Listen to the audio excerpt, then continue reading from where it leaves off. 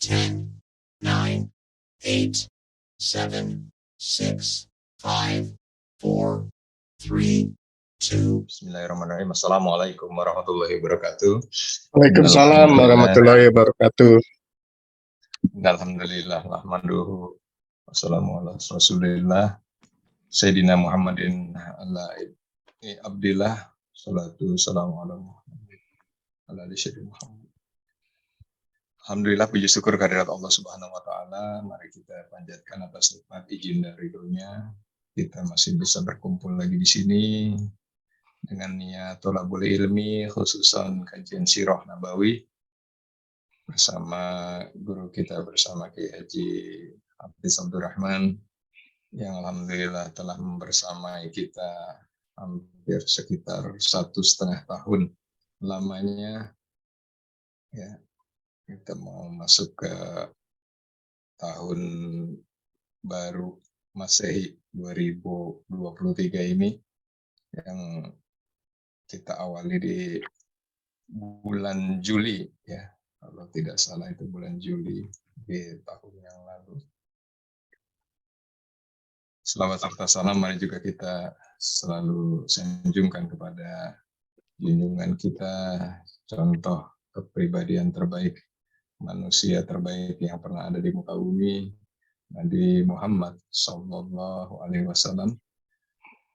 Allahumma sholli wa sallim wa barik alaihi bersama seluruh keluarga, sahabat, tabi'in, ulama-ulama ikutnya dan penjaga risalahnya, dan insya Allah kepada kita juga semua yang berharapkan syafaat di hari akhir nanti.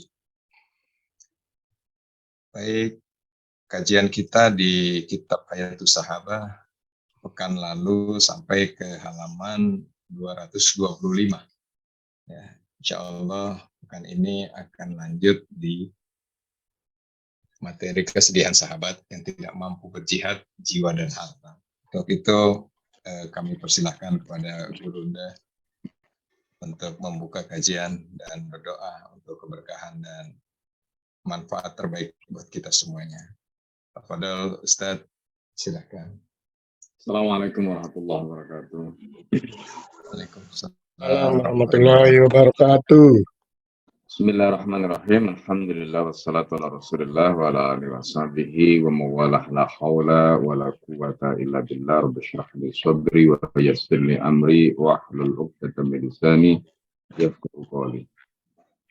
Allahumma inna a'udzubika min adillah wa dhalla zilla wa zalla wa adlima wa dhalama wa ajala yajala alayya.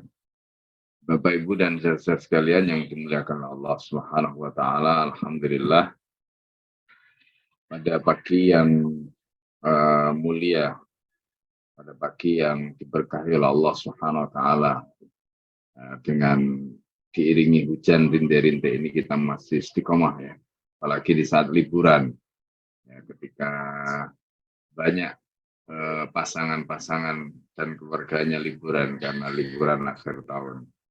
Kita masih istiqomah untuk belajar, ya. Tadi pagi ketika dihubungi oleh Bu Arni, Masya Allah, semangatnya Bapak Ibu masih tetap ingin belajar. Jadi ya insya Allah kita siap, ya, siap untuk mendampingi. Semoga ini menjadi amal soleh dan Allah suka di saat kita semua mungkin sedang terlena, tapi kita masih diistiqomahkan oleh Allah dalam bimbingan taufik dan hidayahnya sehingga kita masih bisa duduk selama kurang lebih 2 jam untuk mengkaji kehidupan Nabi dan para sahabat. Ya, semoga ini memberatkan timbangan amal soleh kita semua. Mari kita bacakan surat Al-Fatihah untuk mu'alif kitab ini, juga untuk guru-guru kita dan untuk kita semua. Ya, semoga apa yang kita lakukan sekali lagi ini menjadi bekal kita terbaik, ya, di dunia dan juga di akhirat. Al-hadiniyah wal kulniyah din sholih. Al-Fatihah.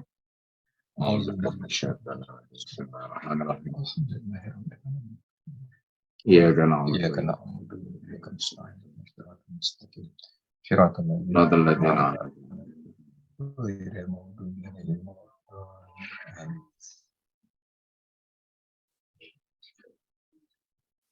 Ya, seperti tadi sudah disampaikan oleh Pak Denny ya, kita masuk di pembahasan halaman 225 tentang kesedihan ya, kesedihan sahabat karena tidak bisa ikut berjihad. Jadi ini sebelum kita masuk, jadi ini juga merupakan apa namanya ciri khas sahabat ya. Jadi mereka itu masya Allah ya, fastabiqul khairat. Jadi berlomba-lomba dalam kebaikan. Gitu. Jadi kalau ada kebaikan yang bisa dilakukan oleh orang lain sementara mereka tidak bisa, mereka iri bahkan menangis ya karena mereka tidak mampu. Nah, nanti kita akan baca riwayat-riwayat tentang bagaimana sahabat-sahabat yang luar biasa itu ya ketika mereka tidak bisa melakukan kebaikan sebagaimana dilakukan oleh orang lain. Ini nanti kita akan bahas ya, insya Allah lebih detail. Silakan dibaca dulu. Siapa yang membaca hari ini? Enggak, silakan, sudah siap membacanya Pak Dr. Andri. Tafadhol Ustaz Andri. Baik. Bismillahirrahmanirrahim. Kesedihan sahabat yang tidak mampu berjihad jiwa dan harta. Ibnu Ishaq mengatakan, aku mendengar bahwa Ibnu Yamin bin Umair bin Ka'ab An-Nadari bertemu dengan Abu Layla Abdurrahman bin Ka'ab dan Abdullah bin Mughaffal ketika keduanya sedang menangis. Ibnu Yamin bertanya, mengapa kalian menangis? Keduanya menjawab, kami datang menemui Rasulullah untuk memohon supaya beliau berkenan mengajak kami. Namun, Rasulullah tidak memiliki kendaraan yang bisa mengangkut kami, sedangkan kami juga tidak punya bekal untuk bisa pergi bersama beliau. Ibnu Yamin kemudian memberikan seekor unta sehingga mereka bisa pergi. Selain itu, dia juga membekali mereka dengan sedikit kurma. Mereka akhirnya bisa pergi menyertai Nabi. Ibnu Mandah meriwayatkan dari Abu Abdin bin Jabar. Dari ayahnya, dari kakeknya, ia menceritakan bahwa Qulbah bin Zaid bin Harithah adalah seorang lelaki dari kalangan sahabat Nabi. Ketika Rasulullah mengeluarkan himbauan untuk mengeluarkan sedekah, setiap orang berusaha memberikan apapun miliknya. Qulbah bin Zaid berkata, ya Allah, sungguh aku tidak punya sesuatu yang bisa aku sedekahkan. Ya Allah, aku akan menyedekahkan kehormatanku pada siapa saja yang melanggarnya di antara makhlukmu. Rasulullah kemudian menyuruh seorang bertanya, siapakah orang yang semalam menyedekahkan kehormatannya? Qulbah pun berdiri. Lalu Rasulullah bersabda, sedekahmu telah diterima. Hey.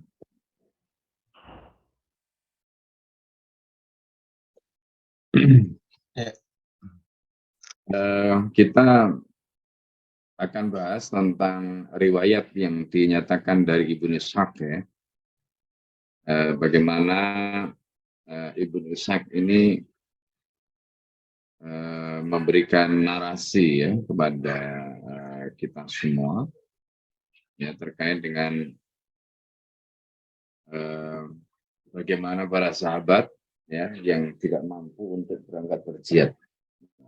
Jadi bagaimana perasaan mereka, bagaimana sikap mereka ya.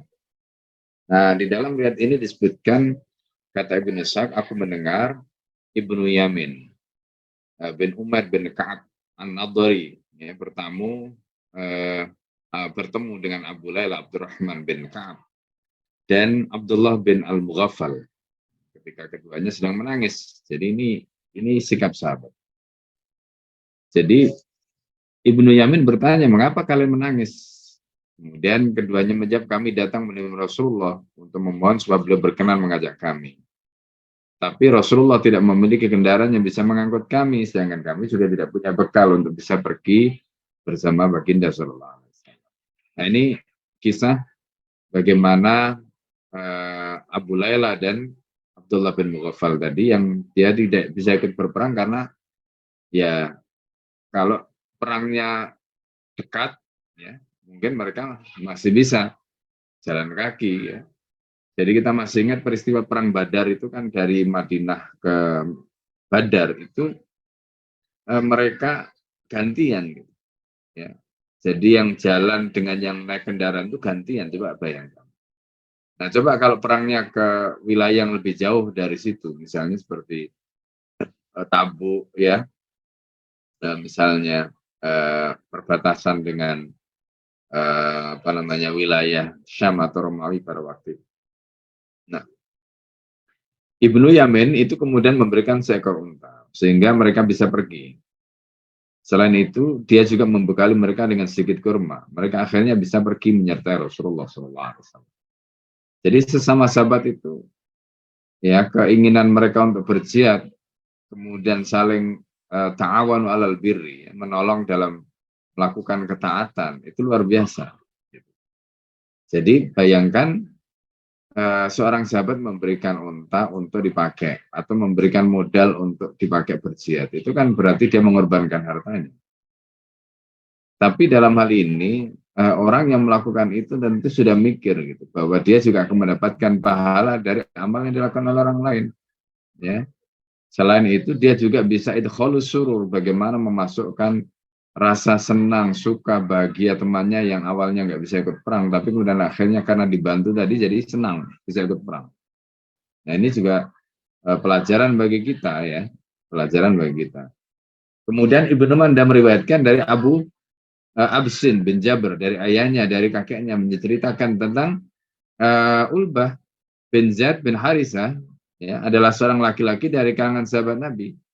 Jadi ketika Nabi mengeluarkan imbauan untuk mengeluarkan sedekah, setiap orang berusaha memberikan apa yang dia miliki. Ulbah bin Zaid berkata, ya Allah, aku tidak punya sesuatu yang bisa aku sedekahkan. Ya Allah, aku akan menyedekahkan kehormatanku pada siapa saja yang melanggarnya di antara makhluk. Coba bayangkan.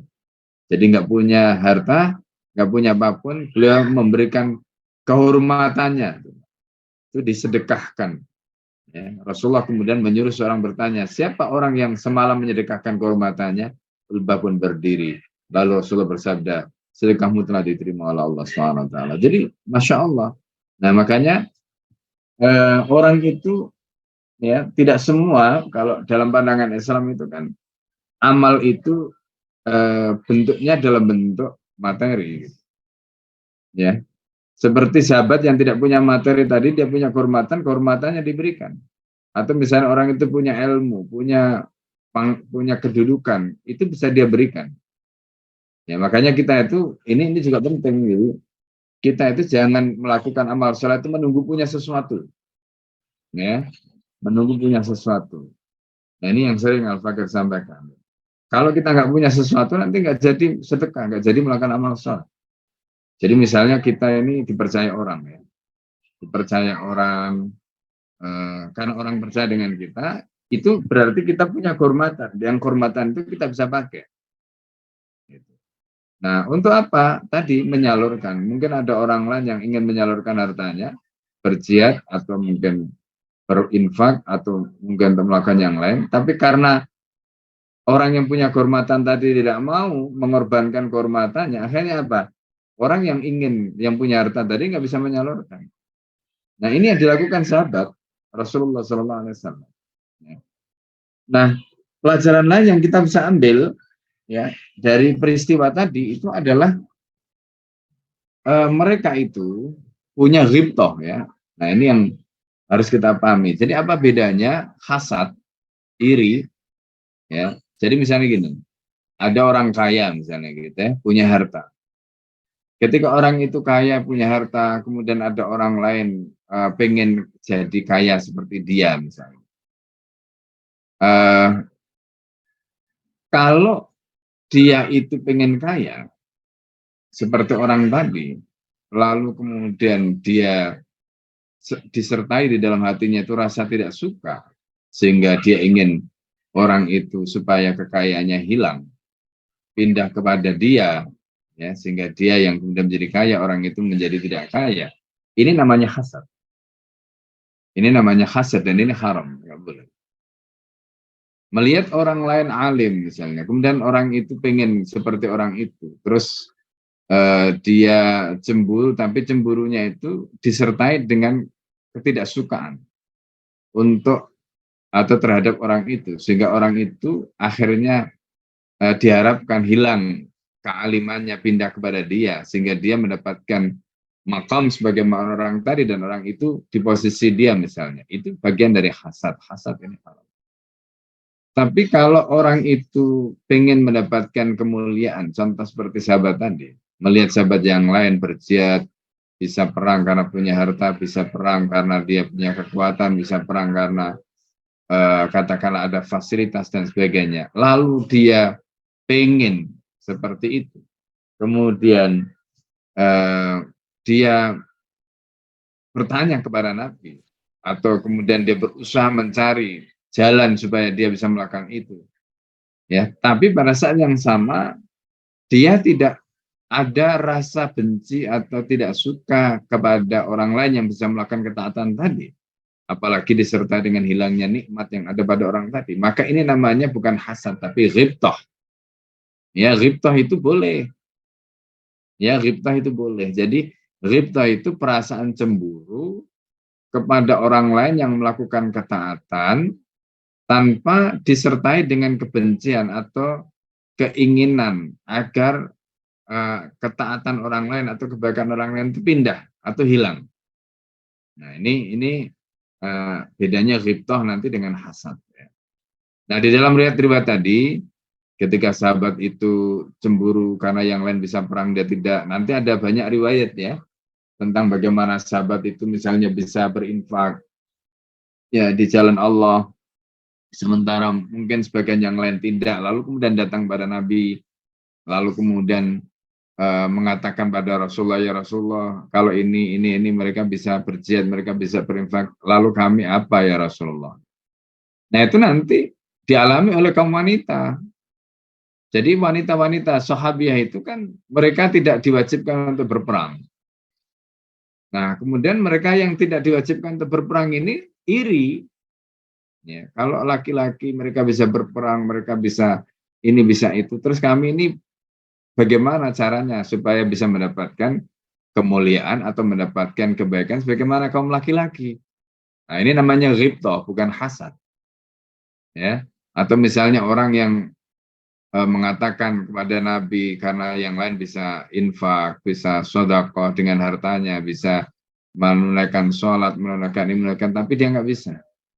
Lalu kemudian dia bertanya, ya Rasulullah, adakah jalan bagi kami ya Rasulullah agar kami bisa menyusul kebaikan mereka? Gitu. Bagaimana caranya kami bisa bersedekah sebagaimana mereka bisa sedekah dengan hartanya sedangkan kami tidak punya harta? Ini bukan hasad, ini namanya ghibtah. Ya, ini namanya ghibtah, kecemburuan, tapi cemburu tanpa disertai dengan kebencian atau perasaan supaya nikmat orang lain itu hilang, tidak. Nah, ini namanya ghibtah. Ghibtah seperti ini boleh. Maka kemudian Nabi mengajarkan, kalau kalian ingin sedekah, sementara kalian tidak punya harta, maka bacalah misalnya tasbih sebanyak 33 kali.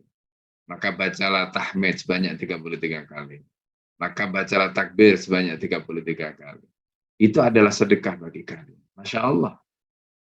Ya, jadi ini jawaban yang justru kita temukan ketika ada para sahabat yang punya kecemburuan tadi. Ada solusinya bagi yang tidak punya harta untuk sedekah itu dengan cara membaca ya wirid atau doa-doa yang diajarkan oleh Rasulullah SAW. Coba bayangkan kalau nggak ada sahabat yang punya kecemburuan seperti itu, mungkin nggak ada solusi untuk orang miskin. Bagaimana caranya mau sedekah? Ya kan, termasuk tadi misalnya menggunakan kehormatannya karena dia nggak punya apa-apa. Ya kan, dengan memfasilitasi orang lain yang mau melakukan amal soleh yang berupa sedekah dan sebagainya. Nah, ini ya luar biasa gambaran tentang bagaimana sahabat ini dan Islam itu luas ya, memberikan kepada kita kelapangan. Siapapun bisa melakukan amal soleh, siapapun bisa melakukan ketaatan tanpa menunggu.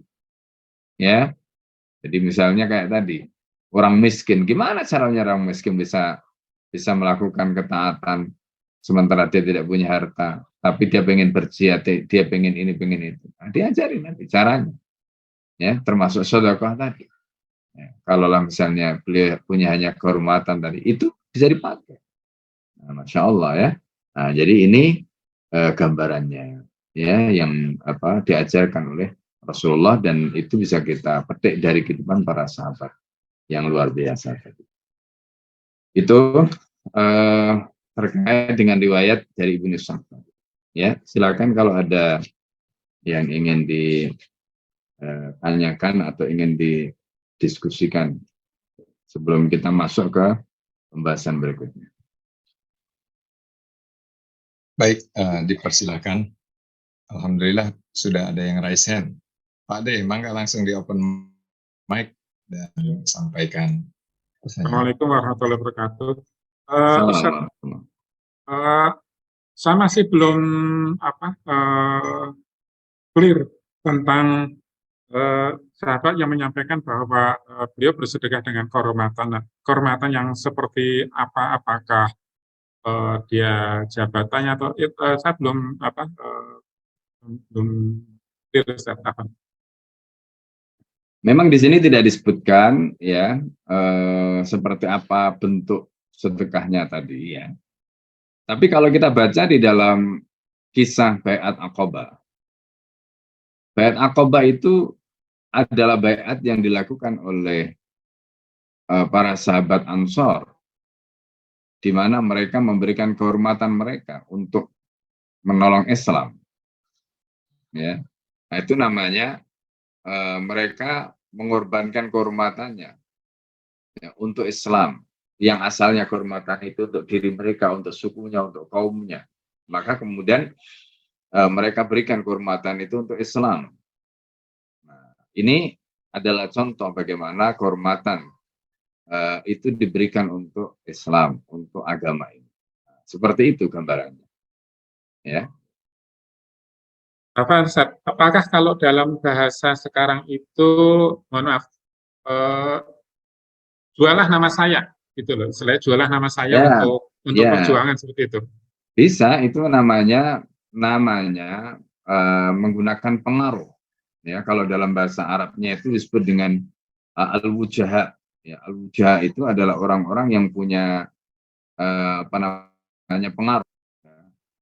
Jadi orang-orang yang punya pengaruh, kemudian namanya dipakai tadi itu, ya kan? Nah, itu namanya menggunakan kehormatan, ya, kemuliaan tadi. Ya, itu bisa.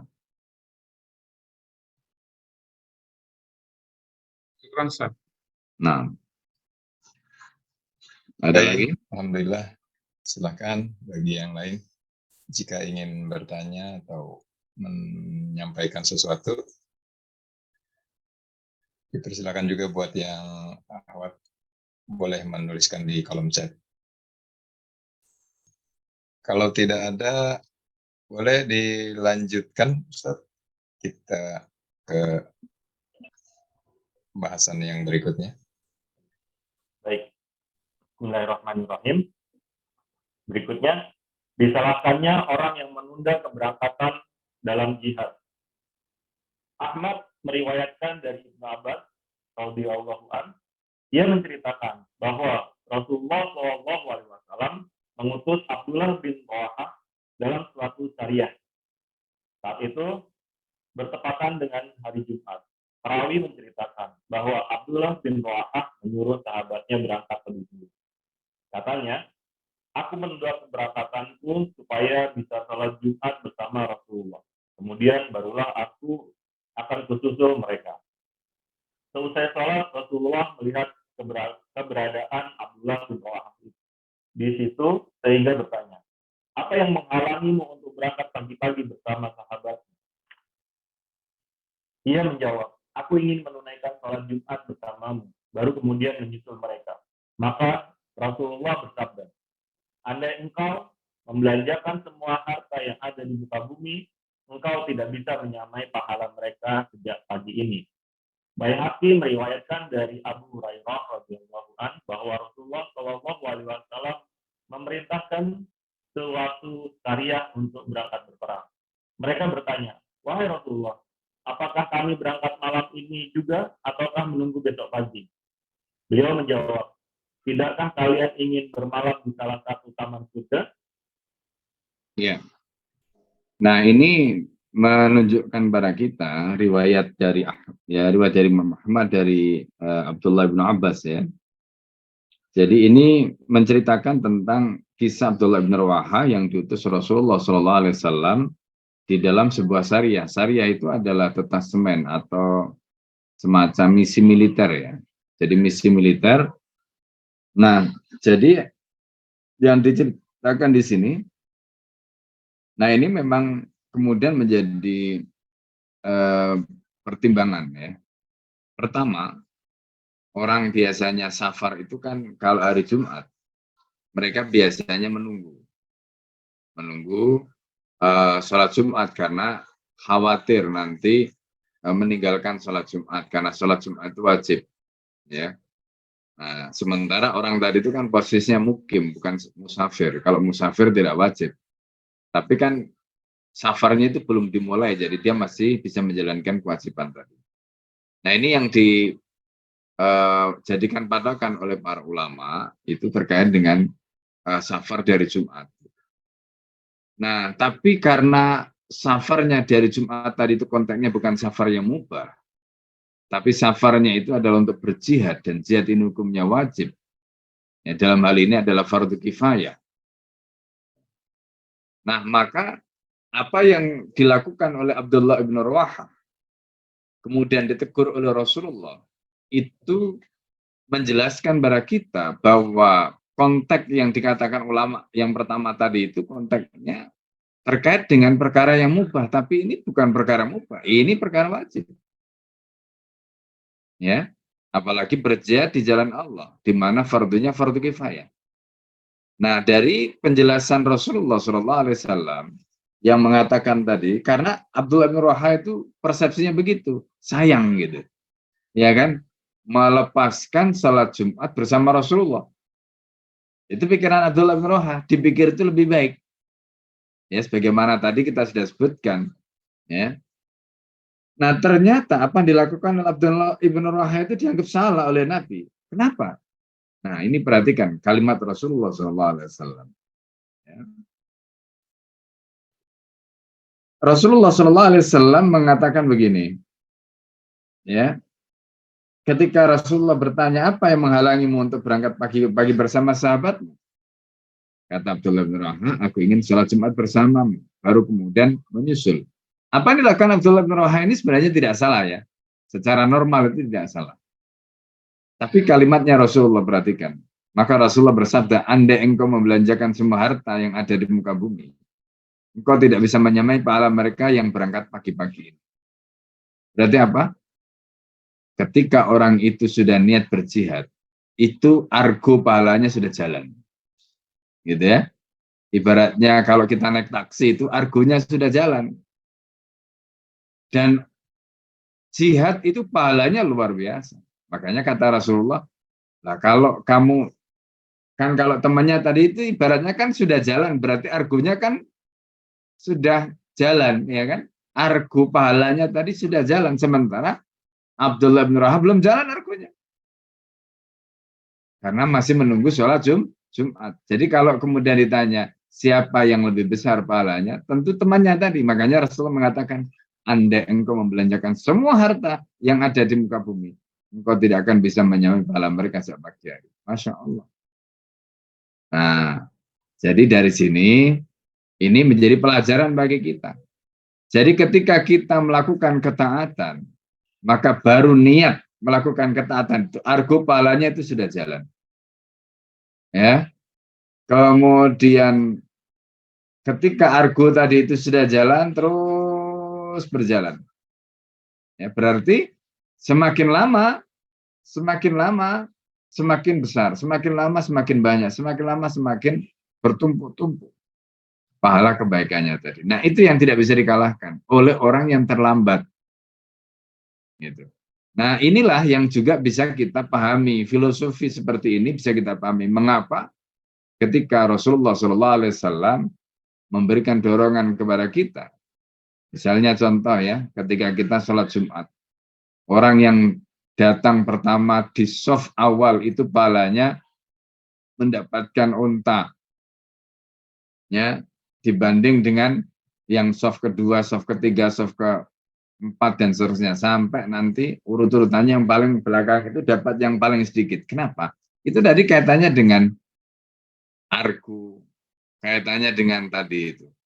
Jadi begitu dia sudah niat, dia datang awal lebih dulu, maka dia mendapatkan kebaikan, dia mendapatkan pahala yang lebih dibanding dengan yang datang belakangan.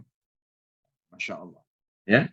Nah, jadi dari sini kita bisa mengambil pelajaran. Jadi jangan pernah menunda melakukan ketaatan kepada Allah. Ya.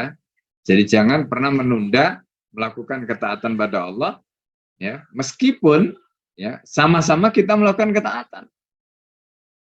Ya kan, sama-sama melakukan ketaatan. Nah ini. Jadi sholat Jumat tadi kan melakukan ketaatan, menunda berangkat berjihad di pagi hari untuk melakukan sholat Jumat. Ternyata kata Nabi, kamu tidak akan bisa. Semua harta ya yang ada di muka bumi ini nggak akan bisa kamu pakai ya untuk mengalahkan atau menyamai pahalanya mereka yang berangkat dari pagi tadi. Nah, ini Masya Allah. Nah, jadi dari sini ini menunjukkan betapa kita ini ketika melakukan ketaatan itu harus alal fauri, harus segera. Ya, tidak boleh ditunda-tunda. Begitu juga riwayat yang kedua dari Al-Baihaqi tadi. Di mana dalam riwayat itu disebutkan, jadi ketika ada orang yang katakanlah misalnya dia, kan konteksnya itu terkait dengan malam ya, instruksinya itu malam hari. Terus mereka mengatakan, apakah kita berangkat malam ini ataukah kita menunggu besok? Kata Nabi, tidakkah kalian ingin bermalam di salah satu taman surga? Maksudnya apa? Ketika mereka itu melakukan perjalanan malam mereka itu sudah dinilai mendapatkan pahala. Tapi ketika mereka menunggu besok tidur, mereka kan belum. Apalagi kalau misalnya mereka tidur terus mati, kan nggak jadi mereka menjalankan ketaatan itu. Jadi ini hitung-hitungan yang Masya Allah luar biasa. Pelajaran yang kita bisa ambil dari riwayat-riwayat tadi yang menunjukkan pada kita betapa ya Islam ini Masya Allah. Nah karena itu dari riwayat Imam Ahmad, dari riwayat Imam Al-Baihaqi tadi kita bisa mengambil pelajaran, intinya dalam melakukan ketaatan, dalam melakukan kewajiban itu harus alal fauri, harus segera. Ya harus segera. Karena begitu kita jalankan di situ argu tadi sudah berputar, argu itu sudah dihitung, ya meskipun katakanlah misinya itu belum sempurna, tapi itu sudah dihitung, misi sudah berjalan. Dan pada saat itu berarti pahalanya tadi sudah dicatat oleh Allah Subhanahu wa Ta'ala. Begitu. Baik, Masya Allah, penjelasan yang luar biasa dari dua contoh itu. Di kolom chat sudah ada pertanyaan, Pak Ade juga yang bertanya ini. Untuk saat ini, amalan apa yang setara atau mendekati amalan jihad? Iya. Mungkin sementara itu. Amalan yang setara dengan amalan jihad. Jadi begini, cara kita untuk menilai seperti yang ada di dalam kaidah yang disebutkan para ulama, al-ajru biqadril masyaqqah, ya. Al-ajru biqadril masyaqqah. Jadi pahala itu sesuai dengan kadar kesulitan. Jadi pahala itu sesuai dengan kadar kesulitan. Nah, ketika jihad itu adalah amal perbuatan yang tingkat kesulitannya luar biasa. Bayangkan ya, orang berjihad itu kan satu, dia mengorbankan fisik, jiwa, ya, raga, kemudian harta, waktu, ya kan, termasuk juga tenaga, semua dikorbankan. Maka dikatakan bahwa jihad itu adalah darwah atau dirwah sanamil Islam. Dia merupakan ujung tombak ya Islam. Nah, oleh karena itu jihad ini adalah merupakan ibadah yang pahalanya paling luar biasa. Paling luar biasa karena masyaqqahnya, karena tingkat kesulitannya. Nah, kemudian yang kedua, ibadah apa lagi atau amal perbuatan apa lagi yang bisa menyamai pahala berjihad tadi? Ya, dilihat saja. Maka karena itu kemudian Rasulullah SAW menyebutkan seperti tadi ada seorang wanita yang bertanya kepada Nabi, bagaimana caranya kami bisa menyamai kaum laki-laki yang bisa berjihad sementara kami tidak bisa? Maka Rasulullah SAW menyebutkan jihadul mar'ati al-hajj wal umrah. Jihadnya perempuan itu adalah haji dan umrah. Nah, kenapa haji dan umrah ini pahalanya disamakan dengan pahala jihad? Itu karena masyakohnya. Terutama bagi perempuan tadi, masyakohnya, kesulitannya. Harus ya dengan tenaga atau jiwa raga yang fit, harta, waktu, ya. Nah, ini. Nah, meskipun mungkin kalau jihad itu jelas mengorbankan nyawanya, tapi kalau orang pergi haji dan umroh kan tidak, ya, untuk mengorbankan nyawanya. Nah, ini berbeda dengan jihad tadi. Nah, tetapi dalam hadis tadi Rasulullah menyebutkan itu sama atau sebanding dengan pahala jihad. Nah, makanya Rasulullah menyebutkan jihadul mar'ati al-hajju wal umrah. Kemudian berikutnya, contoh yang lain ya, amal atau perbuatan yang dinilai pahalanya itu setara dengan jihad. Dalam hadis Rasulullah SAW, ya, misalnya seperti orang yang menyampaikan koreksi atau berdakwah di hadapan penguasa. Dalam hadis itu Rasulullah menyebutkan sayyidu syuhada'i Hamzah. Penghulu para syuhada itu adalah Hamzah. Wa man qama amama imamin fajirin fanasohahu faqatalahu. Kemudian orang itu berdiri di hadapan imam yang fajir, memberikan nasihat, kemudian dia dibunuh. Maka di situ Rasulullah menyebutkan sayyidus syuhada, penghulu para syuhada. Berarti apa? Pahalanya itu luar biasa. Bahkan disebutkan kalau orang mati syahid itu karena berjihad, maka dia adalah penghulunya orang yang mati syahid tadi. Nah, berarti apa? Orang yang berdakwah, mengoreksi penguasa, itu pahalanya adalah pahala orang yang berjihad. Apalagi kalau dia dibunuh tadi. Ya kan? Nah, jadi ini contoh ya, amalan-amalan yang pahalanya itu disebutkan dalam hadis itu setara ya dengan pahala jihad di jalan Allah SWT. Gitu ya, dan banyak lainnya kalau kita mau kaji dalam hadis-hadis itu. Nah, tapi itulah beberapa hal yang bisa kita contoh. Ya, Masya Allah. Jadi luar biasa ya apa yang kita bisa lakukan gitu di masa yang saat ini memang belum ada kesempatan untuk mendapatkan pahala jihad yang sesungguhnya, yang seperti yang dilakukan atau dirasakan di masa-masa sahabat bersama Rasulullah SAW.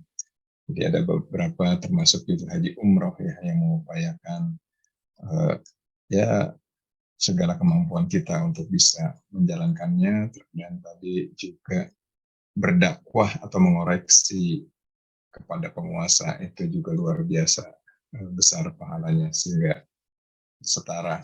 Bahkan jika wafat dalam keadaan seperti itu, dalam keadaan mendakwahkan kebaikan kepada penguasa, itu menjadi sebagai penghulunya jihad, nilainya setara. Baik, dipersilakan bagi yang lain. Jika ada yang ingin bertanya, untuk yang Ikhwan bisa langsung raise hand. Yang Ahwat juga boleh menuliskan di kolom chat.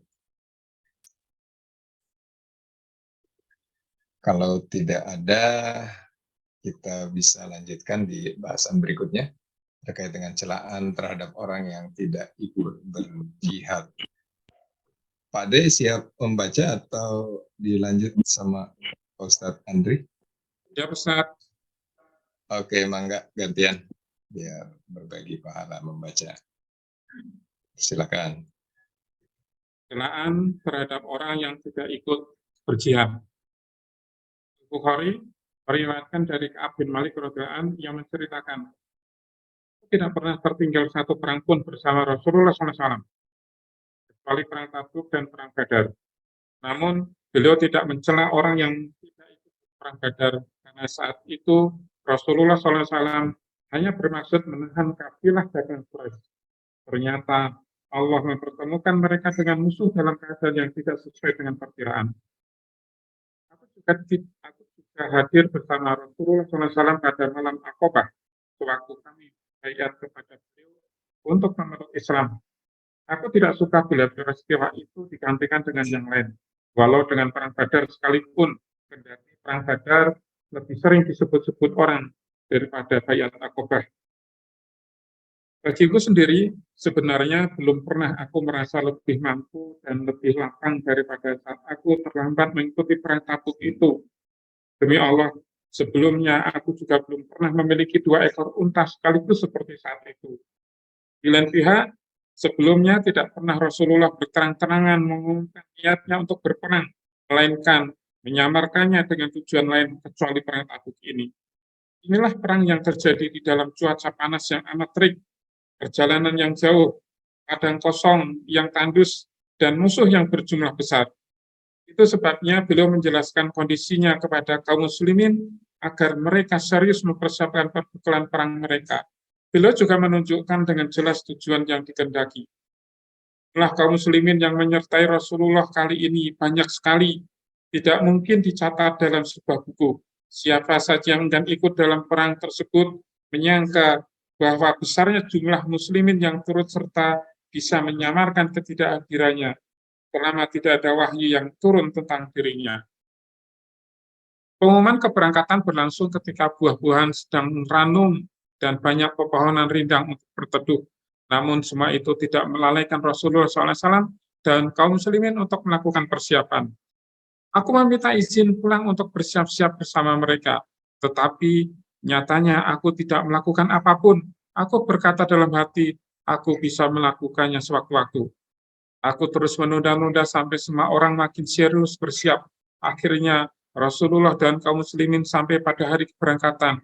Sementara aku sama sekali belum menyiapkan perbekalan. Aku berkata, aku akan bersiap-siap 1 atau 2 hari lagi, lalu menyusul mereka. Setelah mereka berangkat, barulah aku memulai persiapanku, tetapi aku tidak menyelesaikan apapun. Esoknya, aku tetap tidak menyelesaikan persiapanku. Begitu terus yang terjadi hingga pasukan itu telah jauh dan perang telah berlangsung. Aku ingin sekali pergi menyusul mereka, tetapi aku tidak ditakdirkan untuk itu.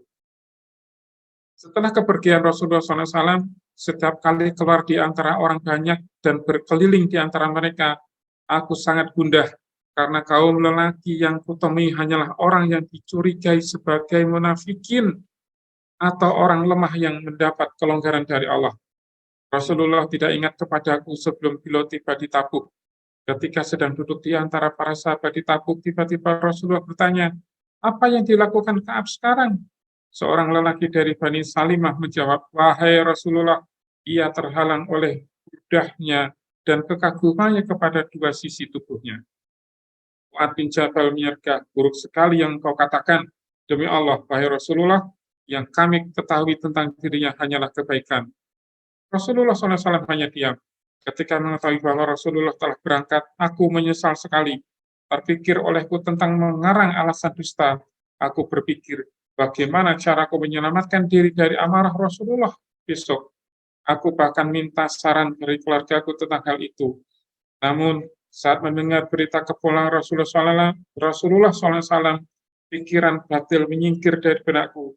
Aku sadar bahwa aku tidak akan lolos dari kemarahan beliau dengan alasan berbuat dusta, maka aku bertekad untuk jujur kepada beliau. Pagi harinya, Rasulullah SAW tiba. Setiap kali datang dari bepergian, Rasulullah selalu lebih dulu singgah ke masjid untuk sholat 2 rakaat. Kemudian duduk untuk menerima kunjungan orang banyak. Begitulah Rasulullah memulai duduk. Datanglah orang yang tidak ikut perang. Mereka meminta maaf dengan berbagai alasan, bahkan bersumpah kepada beliau. Jumlah mereka ada 80 orang lebih. Rasulullah menerima saja alasan mereka dengan melihat lahirnya, sedangkan apa yang tersimpan dalam batin mereka diserahkan kepada Allah. Akhirnya aku menjumpai Rasulullah SAW. Ketika aku mengucapkan salam, Rasulullah tersenyum dengan senyuman layaknya orang marah. Beliau memanggilku, kemarilah. Aku mendekat dan duduk di hadapan beliau. Maka beliau bertanya, mengapa engkau sampai tertinggal? Bukankah sudah kau beli kendaraanmu? Aku menjawab, benar, demi Allah, andaikan aku duduk di hadapan penduduk dunia selain engkau, pasti aku berusaha menghindar dari kemarahannya dengan berbagai alasan. Sebab aku dikaruniai kemampuan bersilat lidah. Namun, demi Allah, aku tahu bahwa jika saat ini aku berbohong kepadamu, demi mendapatkan ridhomu, mungkin Allah justru membuatmu marah kepadaku. Namun, kalau aku berkata jujur dan engkau murka terhadapku, aku masih bisa mengharapkan ampunan dari Allah. Demi Allah, aku tidak punya uzur apapun. Demi Allah, tidak pernah aku merasa lebih kuat dan longgar daripada saat aku tertinggal darimu. Rasulullah bersabda, engkau berkata jujur, berdirilah sampai Allah memberi keputusan atas dirimu. Aku pun pergi dari situ. Beberapa orang dari Bani Salimah ikut bangun, lalu mengikutiku. Saya berkata, demi Allah, kami belum pernah melihatmu berbuat dosa sebelumnya. Mengapa engkau tidak mengajukan alasan kepada Rasulullah seperti orang yang tidak ikut berperang itu? Padahal doa dan permohonan ampun Rasulullah sudah cukup untuk menghapus dosamu. Demi Allah, mereka terus-menerus mencelaku hingga aku ingin kembali menemui Rasulullah untuk mengatakan bahwa tadi aku telah berbohong. Aku bertanya kepada mereka, adakah orang yang mengalami seperti yang kualami? Mereka menjawab, ada. 2 orang lelaki mengatakan seperti yang kau katakan. Lalu Rasulullah mengatakan kepada mereka, seperti apa yang dikatakan kepadamu? Aku bertanya, siapakah kedua orang itu? Mereka menjawab, Murarah bin Rabi al-Amri dan Hilal bin Umayyah al-Waqifi. Yang disebutkan itu adalah 2 nama lelaki saleh veteran perang Badar yang patut menjadi teladan. Aku langsung pergi setelah mereka menyebutkan nama kedua orang itu padaku. Rasulullah SAW melarang kaum muslimin berbicara kepada kami bertiga di antara semua orang yang tertinggal dalam perang Tabuk itu. Maka semua orang menjauhi kami dan berubah sikapnya kepada kami. Sampai-sampai kurasakan bumi bagai berubah menjadi bukan lagi bumi yang kukenal. Kami menjalani keadaan itu hingga 50 malam lamanya. Selama waktu hukuman, kedua sahabatku hanya diam di rumah mereka sambil menangis. Adapun aku adalah orang termuda dan terkuat di antara kami bertiga. Aku tetap keluar rumah. Aku sholat bersama kaum muslimin. Aku berkeliling di pasar. Namun, tidak seorang pun menyapaku. Aku mendatangi Rasulullah dan mengucapkan salam saat beliau berada di majelisnya sesudah sholat. Aku sampai bertanya-tanya dalam hati, apakah Rasulullah menggerakkan bibirnya untuk menjawab salamku atau tidak? Kemudian, aku sholat di dekat beliau sambil mencuri-curi pandang. Saat aku menghadap ke arah sholatku, beliau memandangiku. Namun jika aku menoleh, beliau segera memalingkan wajah dariku. Aku mengalami keadaan demikian dalam waktu cukup lama. Dalam interaksiku yang tegang dengan kaum muslimin itu, aku berjalan sampai mendekati dinding kebun Abu Qatadah. Ia adalah kemenakanku dan orang yang paling kusayangi. Aku mengucapkan salam kepadanya, tetapi demi Allah, ia tidak menjawab salamku. Lalu aku berkata, wahai Abu Qatadah, kujadikan Allah sebagai saksimu. Tahukah engkau bahwa aku amat mencintai Allah dan Rasulnya? Aku Qatadah hanya diam. Aku mencoba berbicara lagi dan bersumpah kepadanya, tetapi ia tetap membisu. Aku berbicara lagi dan bersumpah, hingga akhirnya ia menyahut, Allah dan Rasulnya lebih tahu. Kedua mataku langsung berlinangan mendengarnya. Aku pun pergi dan melompati dinding kebun. Ketika aku sedang berjalan di pasar Madinah, tiba-tiba seorang petani dari Syam yang biasa berjualan makanan di Madinah bertanya, siapa yang bisa menunjukkan kepadaku Ka'ab bin Malik? Semua orang menunjuk ke arahku. Sampainya di hadapanku, orang itu menyerahkan sepucuk surat dari Raja Ghassan yang dibungkus dengan sehelai kain sutra. Ternyata isi surat itu adalah sebagai berikut. Amma ba'du, sesungguhnya aku mendengar bahwa sahabatmu Rasulullah SAW telah menjauhimu, sedangkan Allah tidak akan menciptakanmu di negeri yang hina dan yang menyebabkan engkau terlantar. Maka bergabunglah dengan kami kami akan memberikan perlindungan kepadamu. Setelah membaca surat itu, aku berkata, ini juga ujian berat. Aku segera mencari api dan membakar habis surat itu. Kami terus menjalani hukuman hari demi hari. Setelah berlalu 40 hari dari total hukuman 50 hari itu, datanglah utusan Rasulullah yang mengatakan kepadaku, sesungguhnya Rasulullah menyuruhmu menjauhi istrimu. Aku bertanya, haruskah aku menceraikannya atau bagaimana? Utusan itu menjawab, tidak, jauhi saja dan jangan kau dekati dirinya. Rasulullah juga mengirim utusan kepada kedua sahabatku untuk mengabarkan hal yang sama. Lalu kukatakan kepada istriku, pergilah kepada keluargamu dan tinggallah bersama mereka sampai Allah memutuskan persoalan ini. Kemudian istri Hilal bin Umayyah menghadap Rasulullah dan berkata, wahai Rasulullah, sesungguhnya Hilal bin Umayyah adalah seorang yang sudah tua lagi lemah dan ia tidak punya pembantu. Apakah engkau tidak suka jika aku melayaninya? Rasulullah menjawab, tidak apa-apa, tetapi ia tidak boleh mendekatimu. Perempuan itu berkata lagi, demi Allah, ia sama sekali tidak berhasrat untuk itu. Demi Allah, ia tidak berhenti menangis sejak kejadian itu sampai hari ini. Kemudian seorang kerabat mengusulkan kepadaku, mengapa engkau tidak meminta izin kepada Rasulullah agar istrimu tetap melayanimu, sebagaimana Hilal bin Umayyah minta izin supaya melayaninya. Aku menjawab, demi Allah, aku tidak akan meminta izin kepada Rasulullah dalam masalah itu. Apa yang akan dikatakan Rasulullah apabila aku meminta izin untuk dilayani istriku, sementara aku ini lelaki muda dan kuat. Setelah itu, aku menjalani hukuman 10 malam hingga genap 50 malam sejak Rasulullah SAW melarang orang berbicara dengan kami.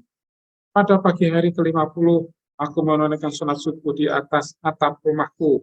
Saat itu aku duduk dalam keadaan seperti yang digambarkan Allah Subhanahu wa Ta'ala, yaitu jiwaku terasa sempit, begitu pula kami, begitu pula bumi, walaupun sebenarnya ia amat luas. Sampai situ dulu, Mas. Situ dulu. Ya, sebelum kita lanjutkan pada berita gembiranya ya, ini adalah kisah tentang sahabat ya. Jadi sebenarnya dari total riwayat yang disebutkan tadi, jadi ini riwayat Imam Bukhari disebutkan panjang lebar di sini.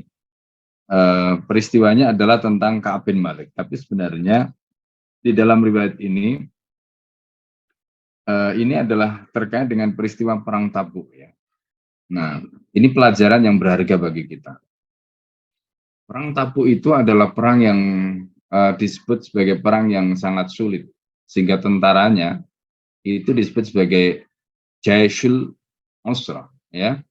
Jadi Jaisul Usra. Jadi Jaish itu tentara, Usra itu adalah sulit. Jadi tentara sulit. Kenapa disebut Jaisul Usra? Karena memang perang ini itu selain harus menghadapi musuh, itu juga harus menghadapi cuaca yang tidak bersahabat, panas yang luar biasa, ya, panas yang luar biasa. Belum lagi kekeringan, kemudian gagal panen, pacaklik dan sebagainya tadi. Nah ini yang Masya Allah ya, sehingga di dalam riwayat tadi disebutkan ada 80 orang yang tidak ikut berperang. Ya, ada 80 orang yang tidak ikut berperang. Dan mereka ini kebanyakan orang munafik. Jadi mereka ini kebanyakan orang munafik. Pokoknya yang tidak ikut berperang itu orang munafik. Nah, memang pada waktu itu ada hal yang unik karena dalam peristiwa perang Tabuk ini Rasulullah meminta Sayyidina Ali untuk tetap tinggal di Madinah. Ya, kemudian nanti orang-orang munafik ini sempat menyebarkan fitnah. Tapi kemudian ditepis oleh Rasulullah SAW. Nah, dalam peristiwa perang Tabuk ini, Bapak sekalian yang dimuliakan Allah, ada 3 sahabat. Ya, kenapa tadi Al-Fakir sebutkan ada 80 orang yang tidak ikut dalam perang, lalu kemudian ada 3 sahabat.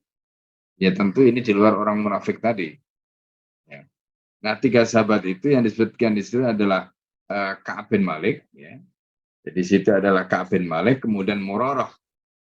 Ya, Murarah bin Rabi, Al-Amri, dan Hilal bin Umayyah Al-Waqifi. Ini 3 sahabat. Ya. Nah, Dalam kasus ini yang menarik adalah kisah yang banyak diceritakan di sini adalah kisah Ka'ab bin Malik.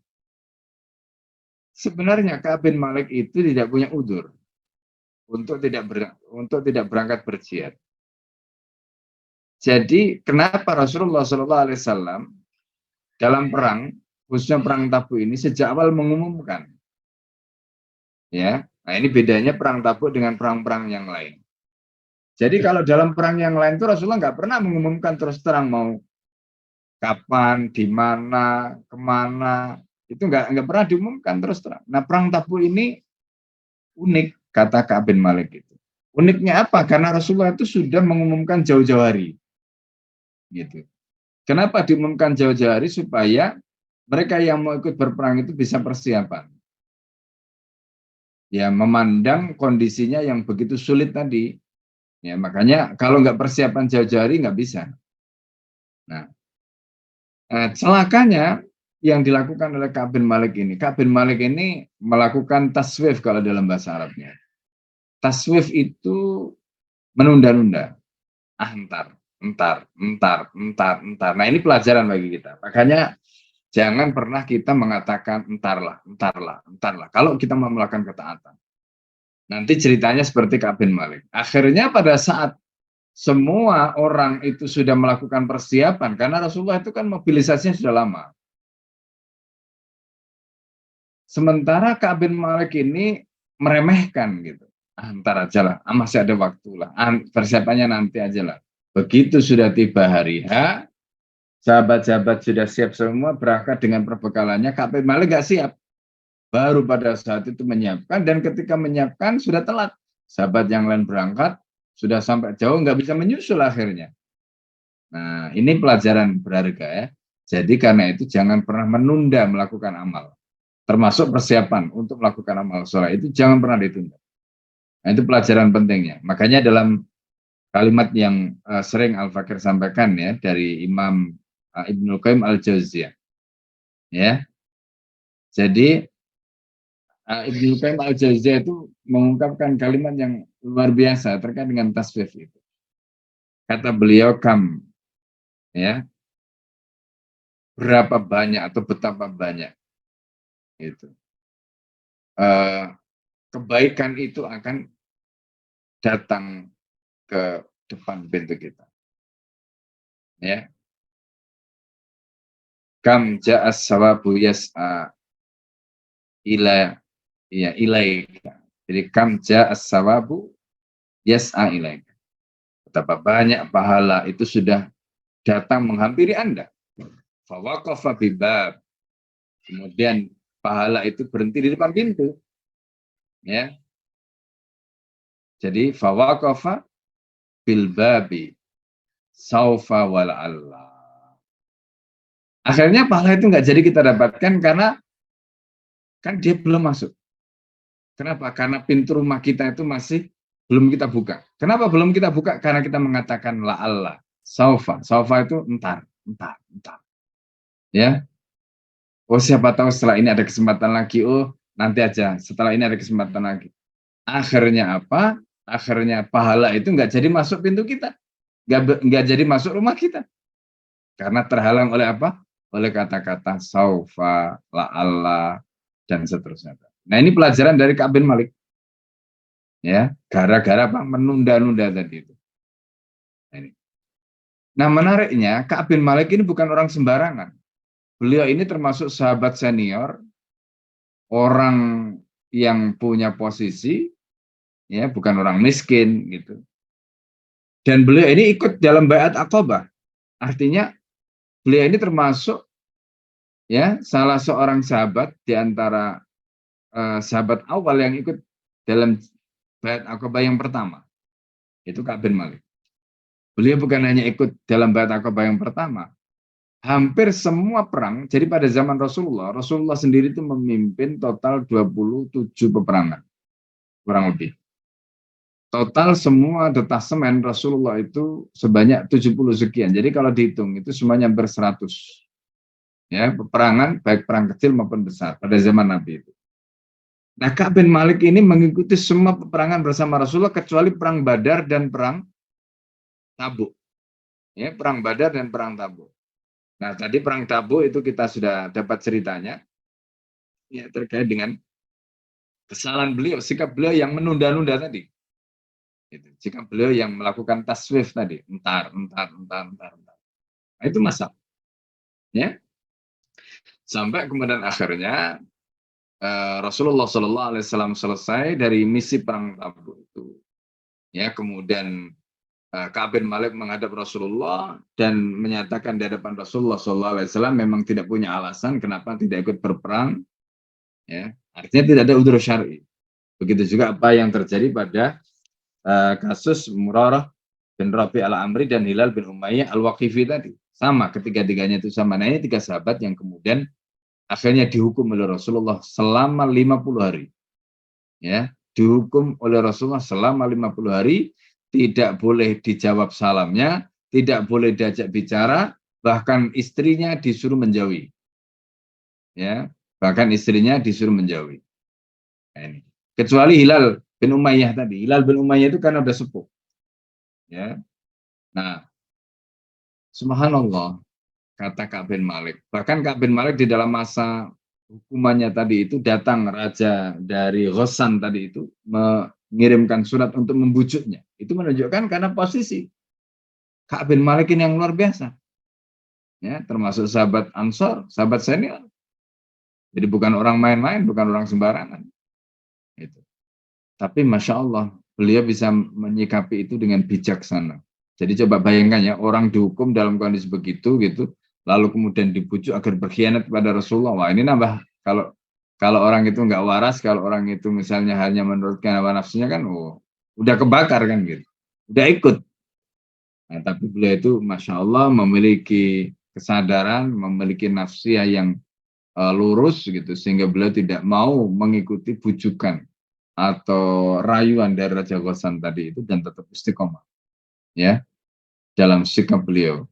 Nah, akhirnya beliau menerima hukuman itu selama 50 hari pada saat peristiwa perang Tabuk tadi. Pasca peristiwa perang Tabuk, beliau menerima hukuman itu selama 50 hari. Jadi selama 50 hari itu beliau membayangkan Masya Allah betapa bumi atau dunia ini tidak seperti biasanya. Jadi sudah seperti sempit ya.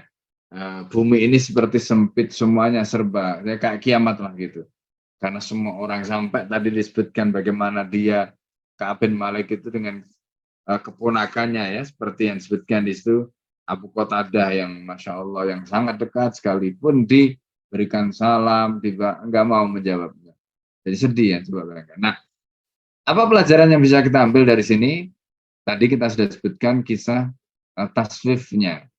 Jadi Ka'ab bin Malik tidak bisa mengikuti perang Tabuk tadi karena taswif, karena sikap mengulur-ulur, menunda-nunda, tarsuk. Nah, itu nggak boleh. Ini pelajaran pertama. Terus pelajaran kedua, apa pelajaran kedua? Nah, di dalam pembahasan tentang bagaimana Rasulullah menghukum mereka tidak diajak bicara tadi, itu namanya hajrul muslim. Di dalam hadis nanti ada pembahasan hajrul muslim. Hukumnya boleh kita itu memboikot orang Islam. Ya. Jadi dalam hadis itu disebutkan man hajara akhahu ya fawqa salasi ayyamin. Jadi kalau orang itu meninggalkan saudaranya, tidak bicara dengan dia lebih dari 3 hari tidak boleh. Tapi dalam kasus ini 50 hari dihukum oleh Rasulullah, nggak boleh diajak bicara. Bahkan istrinya disuruh untuk meninggalkannya. Nah, ini luar biasa. Nah, ini dijadikan dasar oleh fuqaha termasuk Sayyidah Aisyah. Sayyidah Aisyah itu ya salah satunya itu pernah memboikot ya sahabat karena dianggap melakukan pelanggaran. Nah, jadi ini yang dijadikan dasar oleh sebagian ulama. Jadi kita boleh misalnya ini ya, contoh ya, ada orang yang ahli maksiat. Kita tahu dia orang Islam, ya. Terus kemudian kita malas lah ngomong sama dia itu, malas ngomong sama dia. Jadi kalau misalnya dia ngajak ngomong kita nggak akan merespon gitu, kita nggak jawab salamnya, kita nggak ini nggak itu dibolehkan karena alasan tadi ya, karena alasan bahwa dia itu ahli maksiat sebagaimana kisah Ka'ab bin Malik tadi. Nah, ini juga pelajaran ya, ini juga pelajaran. Nah, ini Masya Allah ya. Nah, coba bayangkan kalau kita di dalam posisi seperti Ka'ab bin Malik, seperti Murarah ya, bin Rabi' tadi itu, atau Hilal bin Umayyah tadi itu. Betapa sedihnya, betapa sakitnya hati kita. Ya, kita mengalami situasi seperti itu. Nah, jadi ini pelajaran-pelajaran yang luar biasa yang kita bisa ambil dari situ. Nah, kemudian di bagian akhir nanti itu adalah datangnya pengampunan yang Allah Subhanahu wa taala berikan. Ya. Jadi Allah memberikan pengampunan, ya. Silakan itu dilanjutkan dibaca. Nah, jadi supaya kita bisa meng-highlight ya yang apa yang bisa kita ambil pelajaran tadi. Kemudian setelah itu kita lanjutkan dengan ampunan yang Allah SWT berikan. Silakan dilanjutkan. Tiba-tiba aku mendengar seruan memanggil dari puncak Gunung Salak. Hai Ka'ab, bergembiralah. Hai Ka'ab bin Malik, berita gembira untukmu.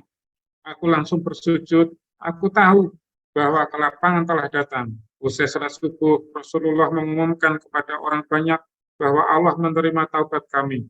Maka para sahabat berdatangan untuk menyampaikan kabar gembira kepada kami. Orang yang menyampaikan kabar gembira itu juga mendatangi kedua sahabatku. Seseorang memacu kudanya untuk menemuiku. Seseorang dari Aslam berlari-lari menaiki gunung, dan suara terikannya melebihi kecepatan kuda. Ketika orang yang kudengar suaranya menyampaikan kabar gembira padaku itu datang, aku melepaskan kedua pakaianku dan memakaikannya ke tubuhnya. Demi Allah, pada saat itu aku tidak punya pakaian selain itu. Maka aku meminjam 2 helai pakaian dari seseorang untuk kukenakan, lalu berangkat menemui Rasulullah. Orang berkelompok-kelompok menyambutku sambil mengucapkan selamat atas diterimanya taubat kami. Mereka berkata, semoga ampunan dari Allah membuatmu gembira. Akhirnya, aku masuk ke dalam masjid. Di dalamnya Rasulullah sedang duduk dikelilingi para sahabat. Talhah bin Ubaidillah segera berdiri dan menghampiriku, menyalamiku, dan mengucapkan selamat. Demi Allah, tidak seorang pun dari kaum muhajirin yang menyambutku selain Talhah. Aku tidak akan melupakan kebaikannya itu. Ketika aku mengucapkan salam kepada Rasulullah dengan wajah berseri karena gembira, Rasulullah bersabda, berbahagialah dengan hari terbaik yang pernah kau lewati sejak engkau dilahirkan ibumu. Aku bertanya, apakah keputusan ini berasal darimu sendiri ataukah dari Allah, wahai Rasulullah? Beliau menjawab, bukan dariku sendiri, melainkan dari sisi Allah. Apabila sedang gembira, wajah Rasulullah bersahaya laksana purnama, dan kami melihatnya sebagai pertanda sukacitanya. Ketika telah duduk di hadapan Rasulullah, aku berkata, wahai Rasulullah, salah satu bentuk taubatku adalah aku menginfakkan seluruh hartaku untuk Allah dan Rasul-Nya. Rasulullah memerintahkan, simpanlah sebagian dari hartamu, karena itu lebih baik bagimu. Aku menyahut, kalau begitu, aku akan mempertahankan bagian sahamku yang ada di Khaybar. Aku berkata lagi, wahai Rasulullah, sesungguhnya Allah menyelamatkanku dengan kejujuran. Maka salah satu bentuk taubatku adalah aku tidak akan berbicara kecuali jujur seumur hidupku. Demi Allah, sejak aku mengatakan hal itu kepada Rasulullah SAW, setahuku tidak ada seorang muslim pun yang diuji Allah dengan kejujuran kata-kata sebaik yang diujikan. Tidak pernah aku sengaja berdusta sisa hidupku.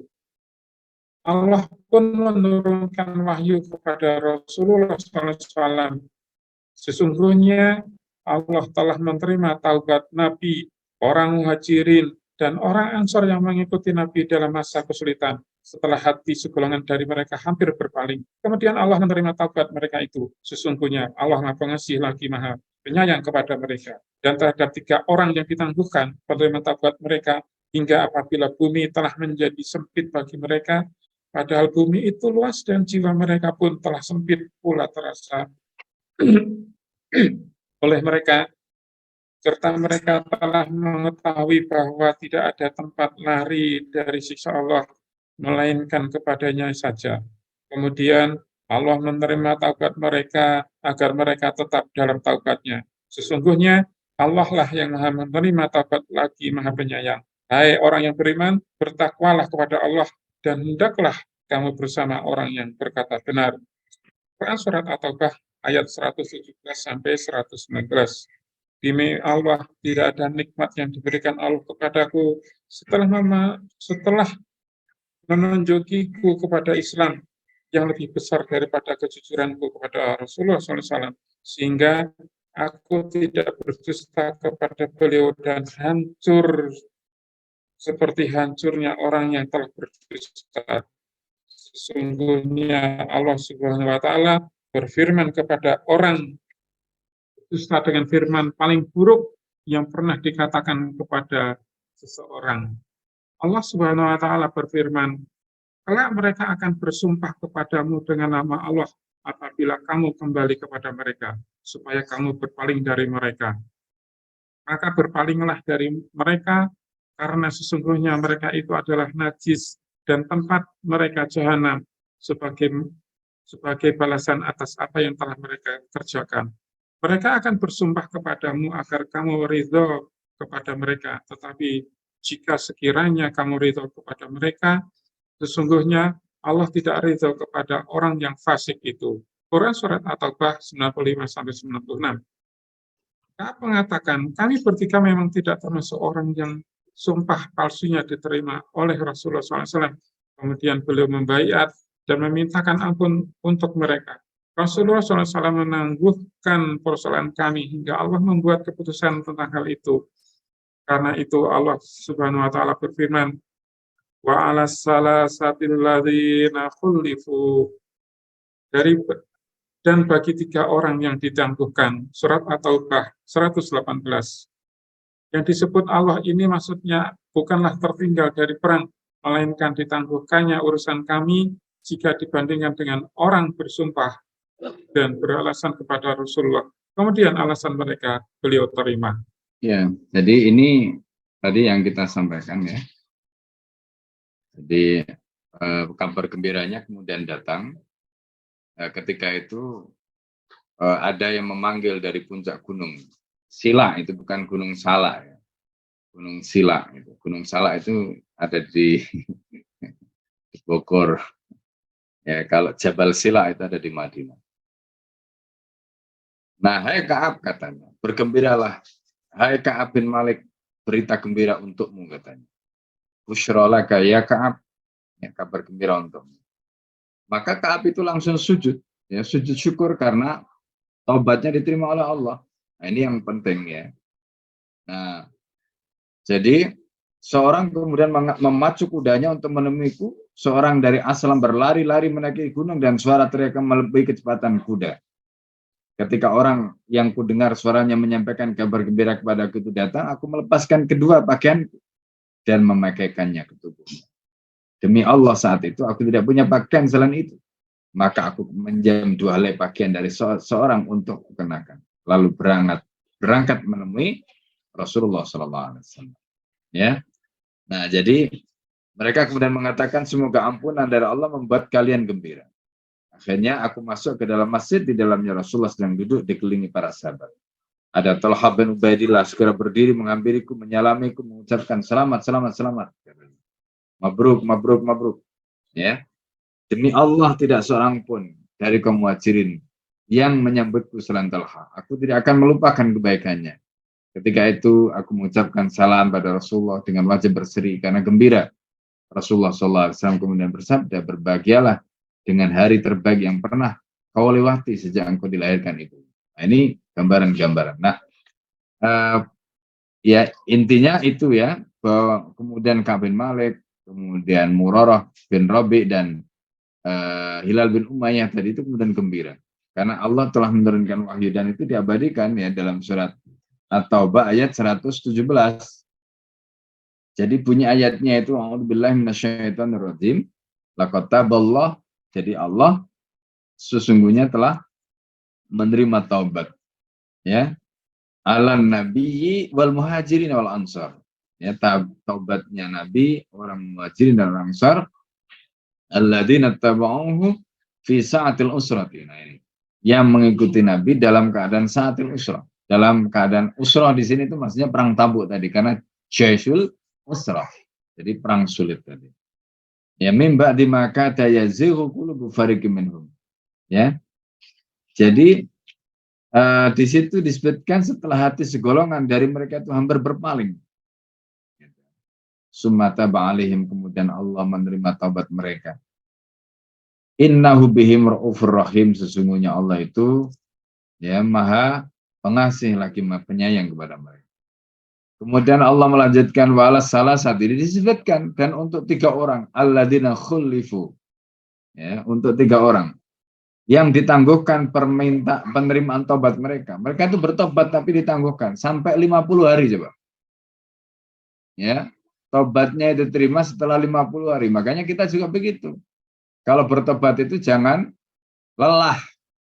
Ini juga pelajaran. Jadi kalau bertobat itu jangan lelah. Coba bayangkan sahabat Ka'ab bin Malik, Murarah bin Rabi, ya, kemudian Hilal bin Umayyah tadi itu kurang apa coba?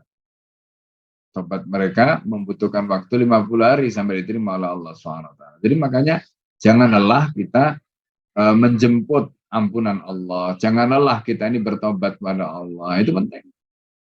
Ya, hatta idza daqat alaimul ardu, sampai terasa bumi itu sempit bagi mereka. Bima rahubat wa daqat alaihim anfusuhum. Ya. Jadi bumi itu terasa sempit bagi mereka padahal bumi itu luas dan jiwa mereka pun telah sempit. Ya. Ya, terasa bagi mereka.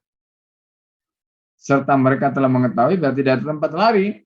Ya, ini wadannu alla malja'a minallah illa ilaihi, kecuali kepadanya summata ba'alaihim liyatubu. Allah menerima taubat mereka. Kemudian Allah menerima taubat mereka agar mereka tetap dalam keadaan bertobat. Innallaha wat-tawwabur rahim. Sesungguhnya Allah zat yang menerima taubat. Nah, jadi ini pelajaran bagi kita semua ya. Bagaimana Allah Subhanahu wa taala itu sebesar apapun dosa, yaitu insya Allah dosa itu akan diampuni oleh Allah, kecuali musyrik. Ya. Nah, kenapa dosa orang musyrik itu tidak akan diampuni dan orang musyrik itu tidak akan pernah masuk surga tapi masuk neraka selama-lamanya? Nah, Ibnul Qayyim al-Jauziyah di dalam kitabnya Zadul Ma'ad itu menjelaskan bahwa negeri ini ada 3. Ya, tempat ini ada 3. Ada yang tempat itu tempatnya kebaikan, yang itu kemudian disebut dengan jannah. Nggak ada keburukannya sama sekali. Kemudian yang kedua an-nar. An-nar itu adalah neraka. Neraka itu adalah tempat keburukan, nggak ada yang baik sama sekali, nggak ada. Yang ketiga itu adalah dunia. Dunia itu di situ campur antara yang baik dan yang buruk. Makanya kalau kita membayangkan akhirat, dalam hal ini surga atau neraka, dengan maklumat tentang dunia yang ada pada kita sekarang, itu nggak akan bisa sampai. Makanya Rasulullah mengatakan mala ainun ra'at wala udunun samat wala khatara bi balil bashar. Jadi mata apa yang dibayangkan, dilihat mata nggak akan bisa membayangkan bagaimana nikmatnya, bagaimana indahnya surga.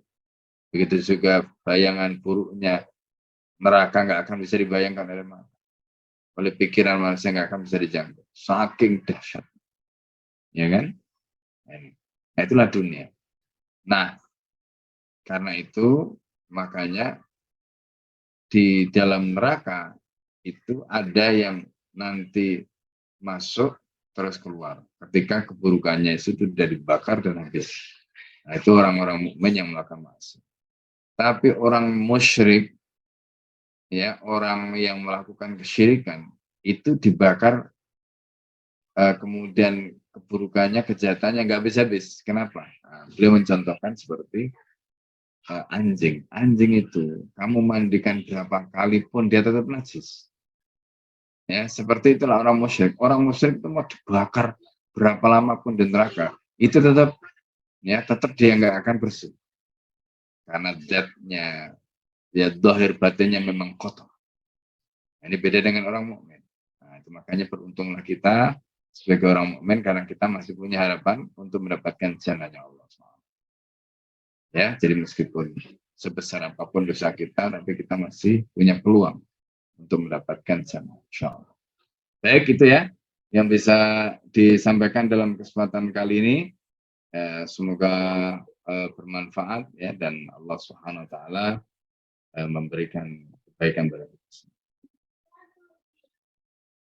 Baik, insya Allah Ustaz. karena waktu juga langsung saja akhirkan dengan simpulan secara umum dan doa. Ya. Baik, ya. Kita tutup saja ya. Kesimpulannya tadi sudah banyak sekali yang bisa kita simpulkan dari penjelasan tadi. Ya, semoga Allah SWT menjadikan ilmu yang bermanfaat bagi kita. Kita tutup dengan doa. Ya, Bismillahirrahmanirrahim. Allahumma shalli wa sallim ala sayyidina Muhammad.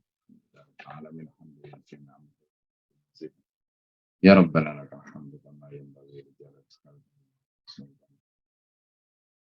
Allahumma inna nas'aluka ridhaka wal janna wa na'udzubika min sakhatika wan nar. Allahumma inna nas'aluka ridhaka wal janna wa na'udzubika min sakhatika wan nar. Allahumma aslih lana dinana alladhi wa ismatu amrina wa aslih lana dunyana allati fiha ma'ashuna wa aslih lana akhiratana allati fiha ma'aduna waj'al al-hayata ziyadatan lana fi kulli khair waj'al al-mauta rahatan lana min kulli syarr. Rabbana atina fid dunya hasanah wa fil akhirati hasanah wa qina adzaban nar. Sallallahu alaihi wasallam Muhammad alhamdulillah rabbil alamin. Amin amin alhamdulillahirabbil alamin. Syukran jazakallahu khairan katsiran Ustaz atas uraian dan penjelasannya. Juga terima kasih banyak atas kesediaan membacanya dari Ustadz Andianto dan Pak D.